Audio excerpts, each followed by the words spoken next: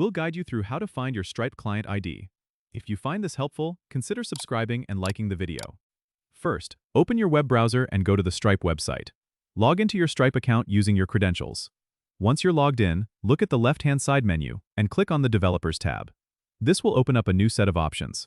From there, select the API Keys option. This is where all your API-related information is stored. Under the API Keys section, you'll see your live secret key and live publishable key. However, for the client ID, you need to go a bit further.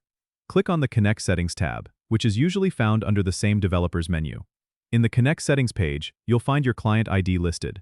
It's usually labeled clearly, so it shouldn't be hard to spot. Make sure you copy it carefully, as it's case-sensitive and crucial for API interactions.